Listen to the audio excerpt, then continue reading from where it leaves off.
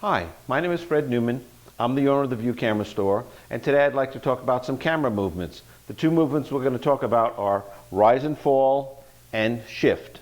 Those are the two movements we'll start with. The first thing we're going to talk about when we're concerned about rise and fall or shift is the image circle of the lens. Think of the image circle as so many millimeters across. And think of this as your film holder here. Let's pull out the dark slide.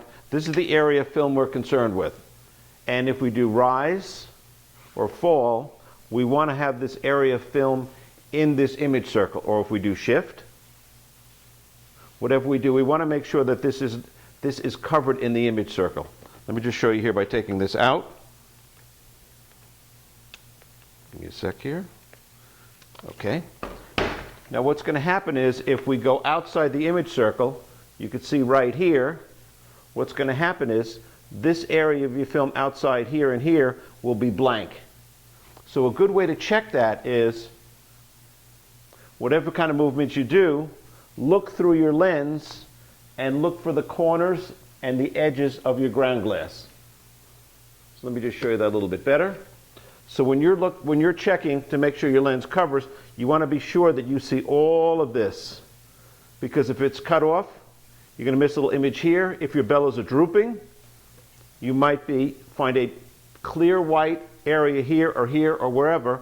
That means that you ran out of image circle. So the first thing to do, as I say, is once you get everything set up, it takes just a short time to go each corner and all along the edges, and you know exactly what you got.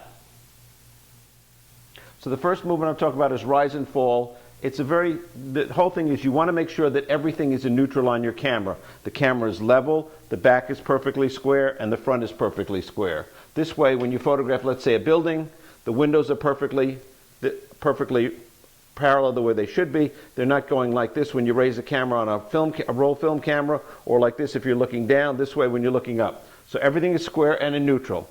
So rise is very simple. You're just raising it up. And it's very simple. If you have your image, just think of rise as just exactly where you are, taking a step on a step ladder. Or if you're going to do fall, it's just like squatting down.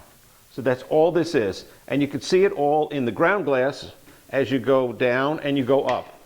Now again, if you go all the way up like this, you always want to check your image to make sure you got plenty of coverage. And as I say, it just takes a couple of seconds. And the same with fall. You want to be sure that you can see everything in there.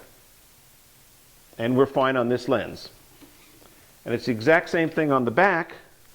And the nice thing is everything is visible on your ground glass. So let's do shift on the back. And that's all that is. And shifting comes in handy, like let's say there's a mirror in there, you don't want a camera in the mirror, or you can't move over anymore this way, you can actually shift.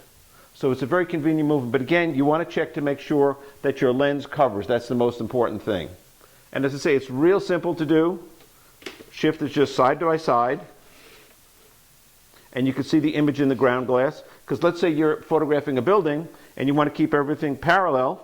You don't want to do like this, because you want to keep the building perfectly square.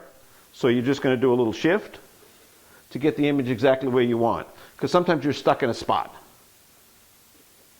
And another way of doing, if you run out of room, another way people do things is what they do is let me get this straight here, they'll tilt the base up if you can't get enough rise. Let's say you go like this and you still need more, and you've got a lens with a lot of coverage, you can actually tilt the base up and then re-level the rear standard and the front standard.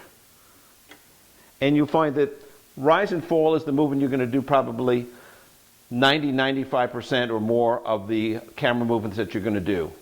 And shift is once in a while, not as often for me at least. But these are the main two movements. I hope that gets you started. What I'd recommend is just get your camera set up in the backyard and just practice until you're comfortable with all with these two movements. I hope that helps, and thank you for watching.